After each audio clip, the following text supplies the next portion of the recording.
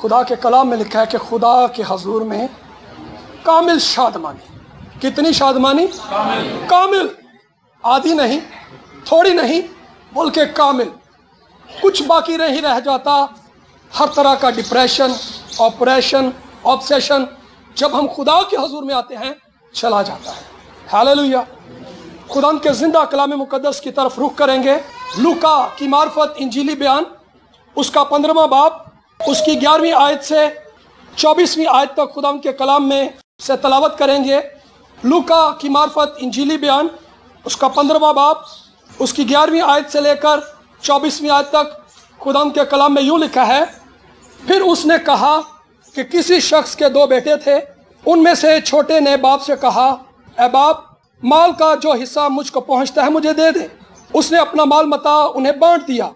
और बहुत दिन ना गुजरे कि छोटा बेटा अपना सब कुछ जमा करके दूर दराज मुल्क को रवाना हुआ और वहाँ अपना माल बदचलनी में उड़ा दिया। और जब सब खर्च कर चुका तो उस मुल्क में सख्त काल पड़ा और वो मोहताज होने लगा। फिर उस मुल्क के एक बाशिंदा के यहाँ जा पड़ा। उसने उसको अपने खेतों में सूअर चुराने भेजा और उसे आरजू थी कि जो फलियां सूअर खाते थे उन्हीं से अपना पेट भरे, मगर कोई उसे न देता था।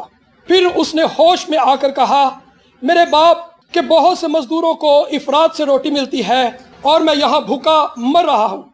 मैं उठकर अपने बाप के पास जाऊँगा और उससे कहूँगा, ए बाप, मैं आसमान का और तेरी नज़र में गुनाहगार हुआ, अब इस लायक नहीं रहा कि फिर तेरा बेटा कहलाऊं।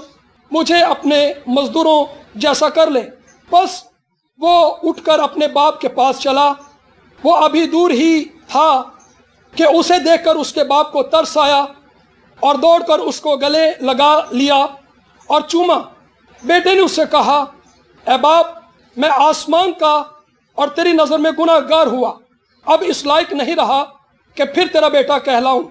बाप ने अपने नौकरों से कहा, अच्छे से अच्छा लिबास जल्द निकाल कर उसे पहनाओ और उसके हाथ में अंगूठी और पाँव में जूती पहनाओ और पले हुए बछड़े को लाकर ज़िबा करो ताकि हम खाकर खुशी मनाएं, क्योंकि मेरा ये बेटा मुर्दा था अब जिंदा हुआ है, खो गया था अब मिला है। बस वो खुशी मनाने लगे। आमीन। मशहूर वाक़या, मशहूर तमसील, सब इससे वाकिफ़ हैं। बहुत बार हम इसको सुन चुके हैं, इसमें से बहुत सी बातें हम सीख चुके हैं, लेकिन एक बार फिर हम इसी की तरफ रुख करेंगे और वो सच्चाइयाँ, वो हकीकतें, वो खुदा की फितरत जो खुदा अपने लोगों की ज़िंदगी के अंदर जाहिर करता है, हमसे बयान करना चाहता है। आज मेरे पैगाम का उन्वान है, नालायक लोगों का खुदा। नालायक लोगों का खुदा। ऐसे लोग जो नालायक हैं, जो कुछ नहीं कर सकते, लेकिन खुदा ऐसे लोगों का खुदा है। यहाँ पर अभी हमने पढ़ा, एक शख्स है, उसके 2 बेटे हैं, एक बड़ा बेटा है और एक छोटा बेटा है। बड़ा बेटा उसका आगे चलकर जिक्र है जिसके ताल्लुक से हमने नहीं पढ़ा, लेकिन छोटा बेटा जिसके ताल्लुक से हमने पढ़ा, वो बाप के पास आता है एक रोज़ और उससे ये कहता है कि माल का जो हिस्सा मुझे पहुँचता है मुझे दे दे। और यहाँ पर अगली आयत में लिखा है कि बाप ने अपना मालो मता उन्हें बांट दिया। बाप ने यहाँ कोई बहस नहीं की, उसके बाप ने कोई झगड़ा नहीं किया, उसके बाप ने गाली गुफ्तार नहीं की, उसे लान तान नहीं की। उसने लिखा है कि अपना मालो मता बांट दिया, छोटे को भी दे दिया और बड़े को भी दे दिया। बाप का रवैया यहाँ बहुत काबिल गौर है। बच्चों का रवैया भी हम इस पर गौर करेंगे। बाप जो है अपने बेटे, कोई ऐसा बाप नहीं जो अपने बेटे को ना समझाए। जिस तरह यहाँ पर कलाम में बयान किया गया है, उसका वाज़िया ये मतलब है कि यकीनन बाप ने समझाया, कोशिश की, लेकिन जब वो बेटा अपनी हट पर अड़ा रहा तो बाप ने कोई ऐसा रवैया जाहिर नहीं किया जिससे कोई लड़ाई झगड़े का माहौल पैदा हो, घर का माहौल खराब हो जाए, या बाप ऐसी बातें कि मैं तेरा फिर मुंह नहीं देखना चाहता, तूने क्या कमाया है, तूने क्या किया है जो आज हिस्सा मांगने आ गया है। یہاں کوئی ایسی بات ہمیں نہیں ملتی، بلکہ باپ کا ایک ایسا روپ، ایک ایسی تصویر جو بہت پازیٹیو ہے، لیکن بیٹے کا ایک ایسا رویہ جو بالکل نیگیٹو۔ کیا ایک ہی روز میں بیٹے نے یہ سوچا کہ میں اپنے باپ کے پاس جا کر حصہ مانگ لوں؟ ایسا نہیں ہوتا۔ دن ہفتوں میں، ہفتے مہینوں اور سالوں میں بدل جاتے ہیں جب یہ ذہن تیار ہوتا ہے۔ لوگ ابھارتے ہیں، خواہشات ابھارتی ہیں، ہمارے منصوبے ہمیں اس بات کے لیے ابھارتے ہیں کہ تو اپنا حصہ لے اور علیحدہ ہو جا، اسی میں تیری بھلائی ہے۔ اور یہ خیالات، یہ سوچیں پیچھا کرتی ہیں۔ یہ ایک دن کا عمل نہیں ہے جی، یہ ایک لمحے میں ایسا نہیں ہوتا۔ اس شخص نے بھی جب اپنے باپ سے حصہ مانگا تو ایک ہی دن میں آ کر ایسا نہیں اس نے کہا کہ ابا مجھے میرا حصہ دے دے۔ بہت ٹائم لگا ہے اس شخص کو سوچنے میں۔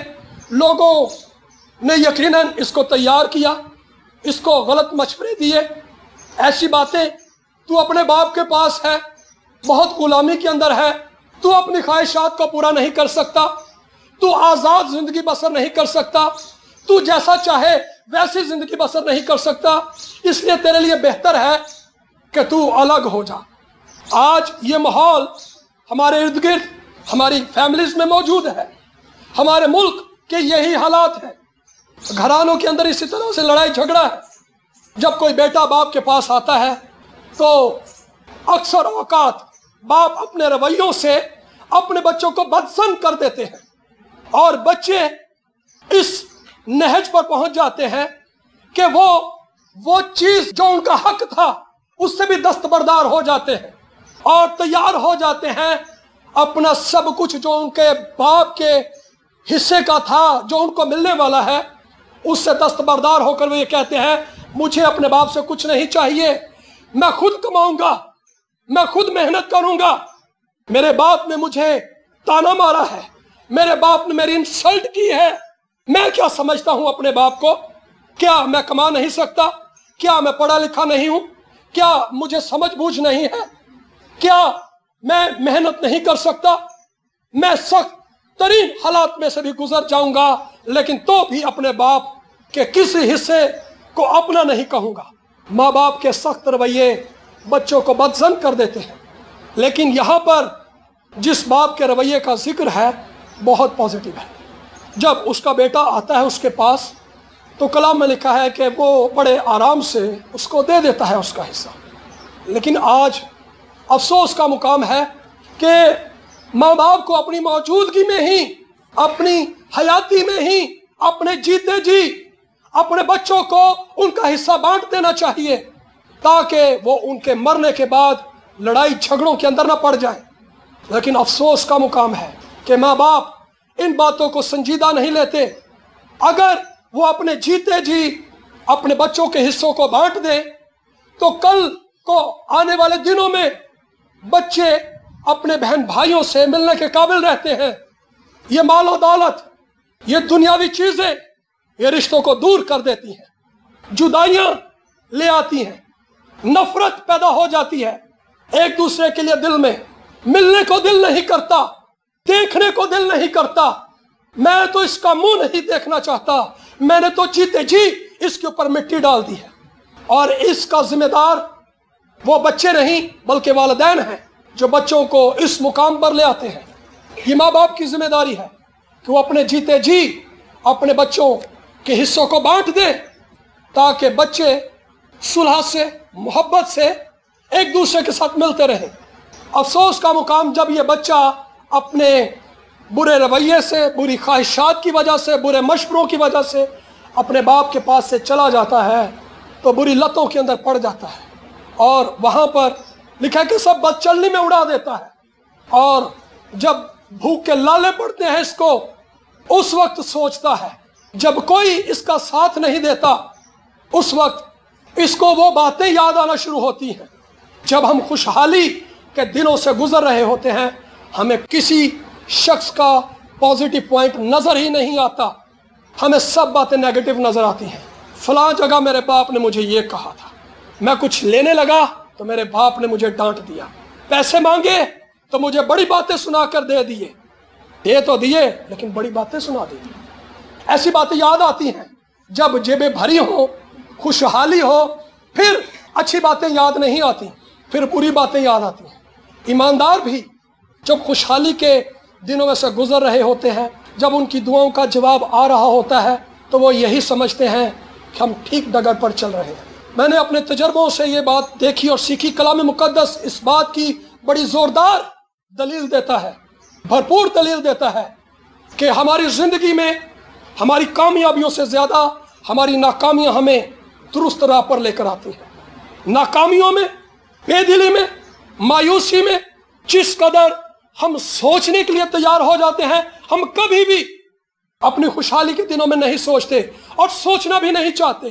کوئی ہمیں سمجھانے کی کوشش کرے، ہم اس شخص سے پیچھا چھڑاتے ہیں، بھاگتے ہیں، اس شخص کو ٹائم نہیں دیتے، جھوٹ بولتے ہیں، چکر دیتے ہیں، دغا دیتے ہیں اور مذاق اور طنز کرتے ہیں ایسے لوگوں کو۔ ہم ایسے لوگوں کے ساتھ وقت نہیں گزارتے کیونکہ ہمیں پتہ ہے کہ اس نے ہمیں سمجھانا ہے، اس نے ہمیں نصیحت کی باتیں ہی کرنی ہے۔ ہم اس سے جان چھڑاتے ہیں، پیچھا چھڑاتے ہیں۔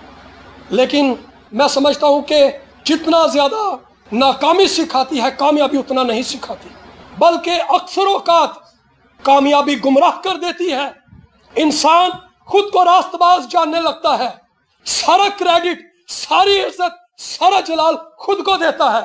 میں اچھا ہوں، میں دعائیں کرتا ہوں، میں ہدیے دیتا ہوں، میں نیک کام کرتا ہوں، میں چرچ میں جاتا ہوں، اسی لیے تو میری زندگی میں یہ سب کچھ ہو رہا ہے۔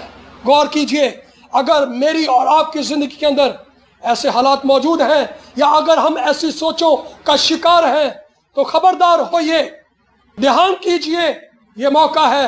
شریر گمراہ کرتا ہے، اگر وہ ناکامی سے گمراہ کرتا ہے تو وہ کامیابی سے اس سے زیادہ گمراہ کرتا ہے، وہ گمراہی کی طرف لے جاتا ہے، اور اس کا مقصد، اس کا پلان، اس کا منصوبہ یہی ہے کہ خدا کے لوگوں کو گمراہ کر دے۔ یہ شخص گمراہ ہو گیا، لوگوں کی باتوں میں آ گیا، اپنی خواہشات کے پیچھے بھاگنے لگا کہ میں کچھ کر کے دکھاؤں گا، میں کچھ بڑا منصوبہ رکھتا ہوں۔ ہو سکتا ہے یہ گھر سے بڑا پلان لے کے چلا ہو کہ میں دوسرے ملک جا رہا ہوں، الگ سے بزنس کروں گا، اپنے باپ کو بتاؤں گا، دیکھ باپ، مجھے جو پیسہ تو نے دیا تھا، میرا جو حصہ تھا، میں نے اس سے کیسے پلازے، بلڈنگیں، عمارتیں، محل تیار کر لیے ہیں۔ لیکن جو پیسہ جیب میں ہو پھر بزنس نہیں سوچتا، پھر عیاشی، پھر ہاتھ کھلا ہو جاتا ہے، جہاں 10 دینے ہوتے ہیں وہاں 100 دیتے ہیں، جہاں 100 دینا ہوتا ہے وہاں 1000 دیتے ہیں۔ کوئی بات نہیں، میں بڑا دریا دل ہوں، پھر دریا دلی ہم اپنی ظاہر کرتے ہیں۔ لیکن یہ شخص ناکام ہونے کے بعد ایک ایسی جگہ پر پہنچا جہاں پر اس نے بہت درست چیزیں دیکھیں اور سوچیں، لیکن آج افسوس کا مقام ہے کہ اکثر اوقات نہ تو دنیا دار لوگ نہ ہی ایماندار جلدی اس جگہ پر پہنچتے ہیں۔ یہ بہت درست جگہ پر پہنچا یہ شخص، اس کا نقطہ نظر دیکھیے، وہ یہ کہتا ہے کہ ہوش میں آ کر، کلام میں لکھا ہے ہوش میں۔ جب ہم یونانی میں اس لفظ کو دیکھنے جاتے ہیں تو وہاں پر ہمیں یہ بات ملتی ہے کہ اس نے اپنے آپ سے کہا۔ ہم خود سے باتیں کرتے ہیں، تو خود سے باتیں کرنا، خود سے کہنا، سوچنا ایک عمل ہے مسلسل، ایک دن ایک لمحے میں نہیں، ہمیں ٹائم لگتا ہے، ہم بار بار غور کرتے ہیں، ہم بار بار باتوں کو ریپیٹ کرتے ہیں۔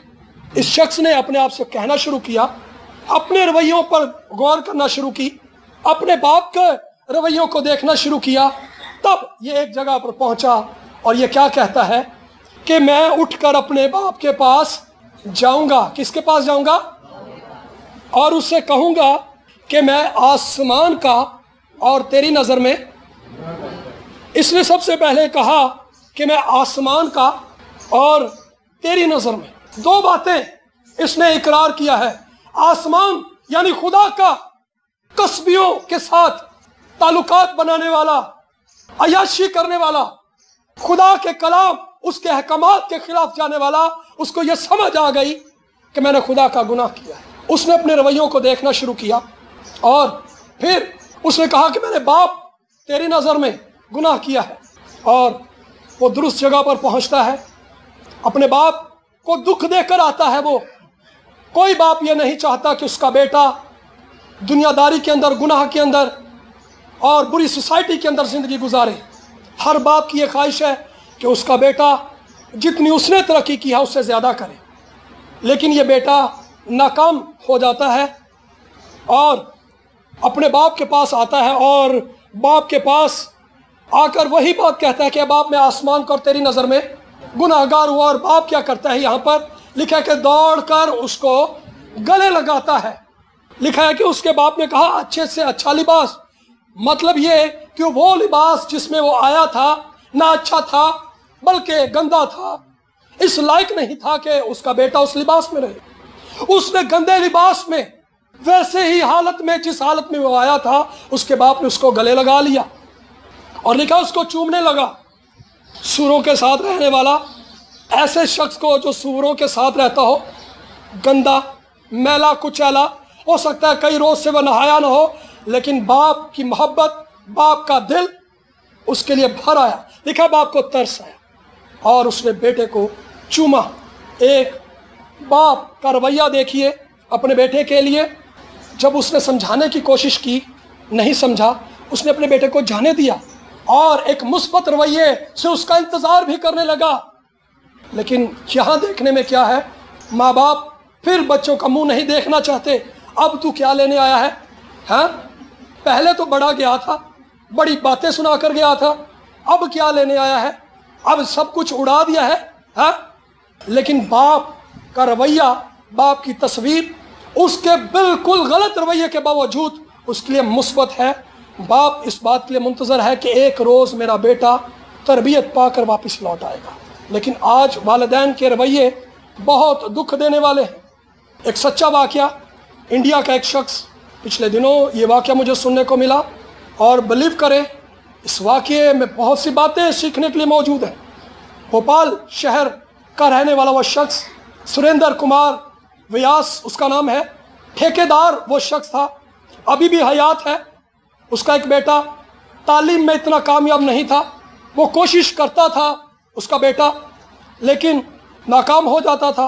बड़ी कोशिश के साथ वो मैट्रिक के इम्तिहान तक पहुंचा और मैट्रिक के इम्तिहान में वो नाकाम हो गया। और उसके बाप को जब पता चला तो उसके बाप ने, गौर से सुनिए, ध्यान कीजिए, उसके बाप ने बड़ा हैरानकुन काम किया। उसकी नाकामी पर, ध्यान कीजिए, उसके बाप ने उसकी नाकामी पर एक बड़ी पार्टी का अरेंज किया। उसने अपने रिश्तेदारों को बुलाया, उसने अपने मोहल्लेदारों को बुलाया और बिजनेस पार्टनर जितने लोग उसके लिंक में थे, उसके कारोबार के साथी थे, उसकी जान पहचान के थे, उसने सबको दावत दी और मिठाई का एहतमाम किया, खानों का एहतमाम किया और उस शख्स ने आतिशबाजी का भी एहतमाम किया कि आज मेरा बेटा नाकाम हो गया है। जब उसका बेटा घर आया, उसने दरवाज़ा खोला तो लोगों ने तालियों के साथ उस शख्स को वेलकम किया। उसके होश उड़ गए, लोग तालियां बजाने लगे, शाउट करने लगे और उसके गले में हार पहनाने लगे। वो हैरान था, वो ये समझ रहा था कि लोगों को यह गलत मैसेज मिला है, मैंने कोई अच्छी पोजीशन हासिल नहीं की। लोग ये समझ रहे हैं कि शायद मैंने कोई अच्छे नंबरों से पोजीशन हासिल की है, इसलिए घर पर पार्टी का एहतमाम है। डीजे का भी एहतमाम था, नाचने गाने का भी एहतमाम था और लोग उसके साथ नाचने लगे। जो ही वो दाखिल हुआ, लोगों ने हार पहनाए और उसका बाप उसको लेकर नाचने और खुशी करने लगा। और वो लड़का आशु व्यास अपने बाप को नाचते हुए रोककर यह बताना चाहता था कि अब्बा, ए बाप, जो तू समझ रहा है हकीकत में ऐसा नहीं है। मैं मैट्रिक के इम्तिहान में कामयाब नहीं हुआ, मैंने कोई अच्छी पोजीशन हासिल नहीं की। लेकिन उसके बाप ने उसकी एक न सुनी, बल्कि वो खुशी से नाचता रहा। और जब वो नाचने के बाद थक गया, वो डीजे के पास गया, उसने माइक लिया और माइक लेकर उसने अनाउंसमेंट की। उसने कहा, आशु व्यास मेरा बेटा है, ये पार्टी आज इसके नाकाम होने की खुशी में अरेंज की गई है। ये नाकाम हो, ये कामयाब हो तो भी ये मेरा बेटा है। हालेलुया। एक बाप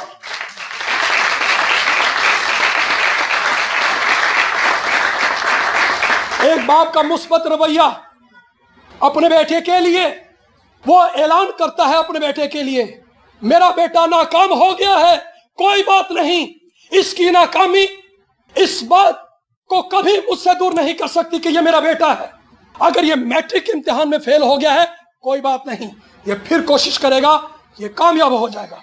अगर ये मैट्रिक के इम्तिहान में कामयाब ना भी हुआ तो ये जिंदगी के उन इम्तिहानों में जरूर कामयाब होगा जो इसकी जिंदगी में इसको आने वाले हैं। एक बाप का मुस्बत रवैया जितना ज्यादा बच्चों को उभार सकता है, सख्ती, तंज करना और डांटना और छिड़कना बच्चों को इतना ज्यादा समझा और बुझा नहीं सकता। उस बच्चे ने आंसुओं के साथ अपने बाप को गले लगाया और कहा, है बाप, मैंने मेहनत की, मैंने कोशिश की, लेकिन मैं नाकाम हो गया, लेकिन मैं फिर कोशिश करूंगा, मैं अपने बाप का सर फख्र से बुलंद करूंगा। और मैं फख्र करता हूं ऐसे बाप पर कि जिसका मैं बेटा हूं, जो मेरी नाकामी पर भी मेरे साथ है, जो मुझे बेदिली की हालत में भी मुझे संभालने के लिए मेरे साथ है। आमीन। अगर आशू व्यास का बाप और मुशर्रफ का बाप, गौर कीजिए, ध्यान कीजिए, मुस्बत रवैयों के साथ अपने बच्चों को वेलकम कर सकते हैं, अपने बच्चों के साथ अपना ताल्लुक नहीं तोड़ सकते, तो मेरा और आपका खुदा जिसने मुझे और आपको अपने बेटे यस्सु के खून से खरीदा है, आजमाइशों में गिरने के बावजूद, कामयाब ना होने के बावजूद, नाकामी के बावजूद कैसे भूल सकता है, कैसे छोड़ सकता है? वो मुझे और आपको हर किस नहीं भूल सकता। मेरी और आपकी सूरत उसने अपनी हथेली पर खोद रखी है। वो मुझे और आपको, मेरे माँ बाप और बहन भाइयों और रिश्तेदारों से ज्यादा मोहब्बत करता है। हालेलुया। ऐसा खुदा हमें मौका देता है, आजमाइशों में जाने देता है। हमें आजमाइश आई है, बेटा चोरी नहीं करनी, हम नाकाम हो जाते हैं। आजमाइश आई है मुखालिफ जिन्स की, हम नाकाम हो जाते हैं। आजमाइश आई है नशा बाजी से बाज आने की, हम नाकाम हो जाते हैं।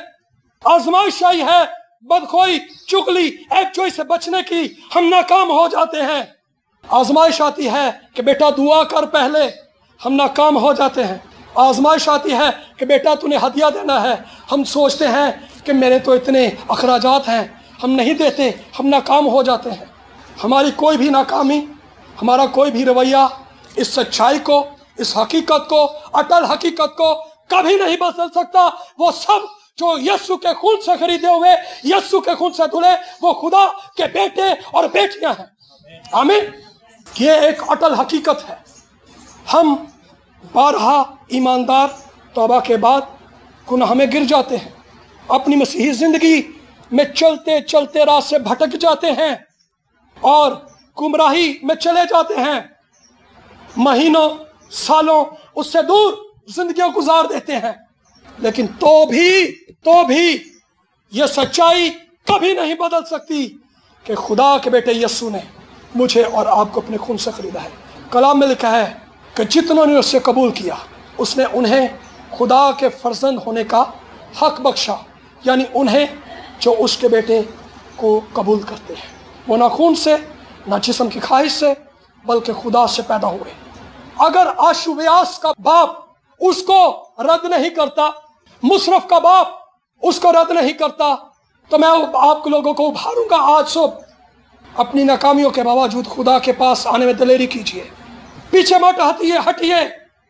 उभारूंगा आपको, दिलेरी कीजिए, कदम बढ़ाइए, खुदा के हजूर में आइए। वो अपनी बाहों को फैलाए हुए खड़ा है, वो आपका मुंतजर है, वो आपसे मोहब्बत करता है। वो आज भी आपका हकीकी बाप है। वो मेरे और आपके हकीकी वालिदैन से ज्यादा मोहब्बत करता है। यकीनन माँ अपने शीरखार बच्चे को भूल सकती है, लेकिन मेरा और आपका खुदा हमें कभी नहीं भूल सकता। आमीन। उसका बाप इस बात को जानता था, अगर आज मैं अपने बेटे को इनकरेज करूंगा, अगर आज मैं अपने बेटे को हौसला दूंगा, तो यकीनन ये तरबियत ज़्यादा इफ़ेक्टिव है, ये ज़्यादा मुअस्सर है।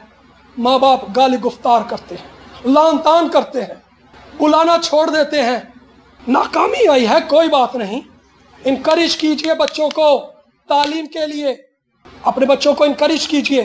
कोई बात नहीं बेटा, आप नाकाम हो गए, कोई बात नहीं, अगली दफ़ा आप फिर ट्राई करें, मैंने बहुत से बच्चों को इनकरेज किया है तालीम के लिए इन सालों में, और बहुत से बच्चों ने इनकरेजमेंट हासिल की तालीम के लिए। यहाँ तक कि अगर एक शख्स बिल्कुल बेदिल हो गया है तो मैंने उनको यहाँ तक इनकरेज किया कि बेटा आप 1 साल में नहीं, 2 साल में नहीं, 3 साल में नहीं, 4 साल में 5 साल ले लो, मैट्रिक तो करो, थोड़ा थोड़ा पढ़ो, पढ़ते रहो। कतरे कतरे से दरिया बनता है, कतरा भी जमीन पर गिरता रहे तो जमीन को फाड़ देता है। आप पढ़ाई को मत छोड़ो। इनकरेज करता हूँ, आपको भी इनकरेज करूंगा। आज सो जिंदगी के अंदर कैसे ही हालात क्यों ना आए, मायूसी, बेदिली कैसे ही क्यों ना आए, दुआ के लिए खुदा के हुजूर में दिलेरी कीजिए। खुदा कभी आपको रद्द नहीं करेगा।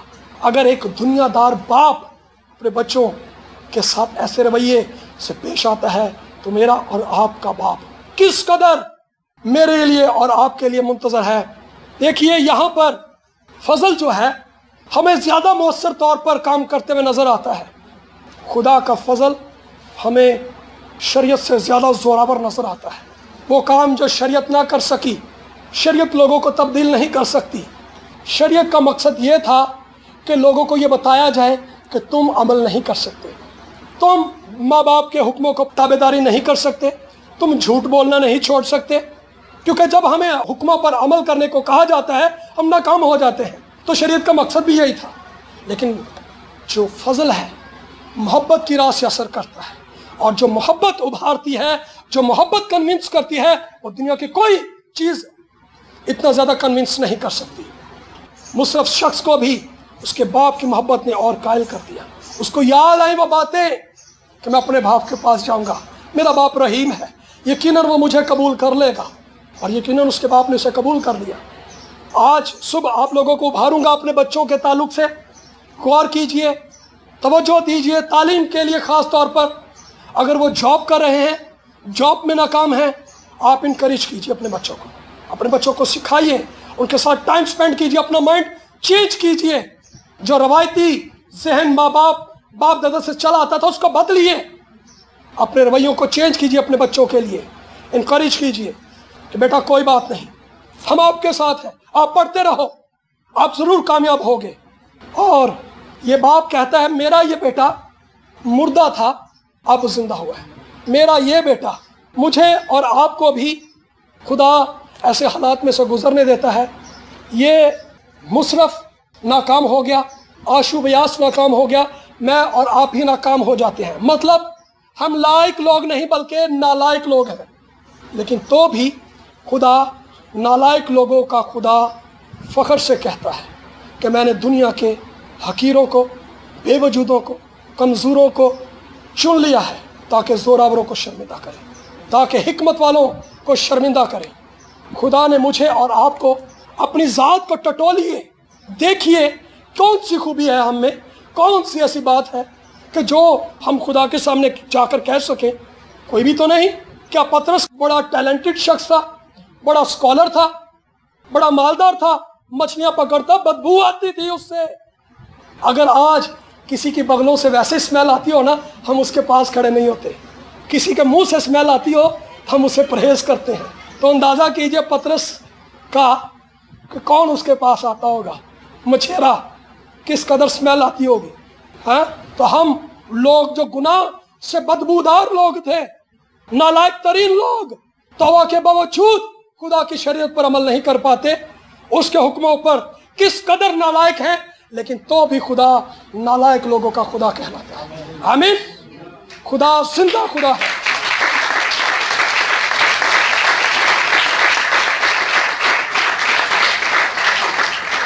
आप लोगों को उभारूंगा, अपनी नालायकियों को मत देखिए, खुदा की कुदरत को देखिए, खुदा को देखना शुरू कीजिए।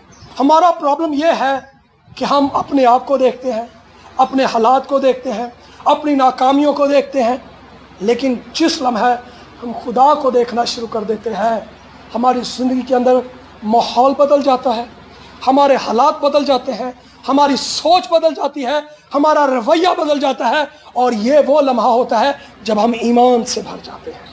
यही वो लम्हा है जो हमें ईमान से भरता है।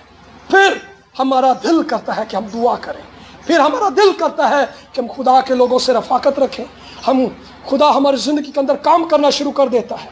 खुदा को फोकस कीजिए, खुदा के पास आइए। खुदा नालायक लोगों का खुदा कहलाने से भी शर्मिंदगी महसूस नहीं करता। हालेलुया। आइए अपने सरों को झुकाइए और अपनी जिंदगियों पर गौर कीजिए। वालिदैन को उभारूंगा कि वो अपने रवैयों पर गौर करें, बच्चों को उभारूंगा कि वो अपने रवैयों पर गौर करें, और ईमानदारों को उभारूंगा कि अपने रवैयों पर गौर करें और अपने बाप को देखना शुरू करें।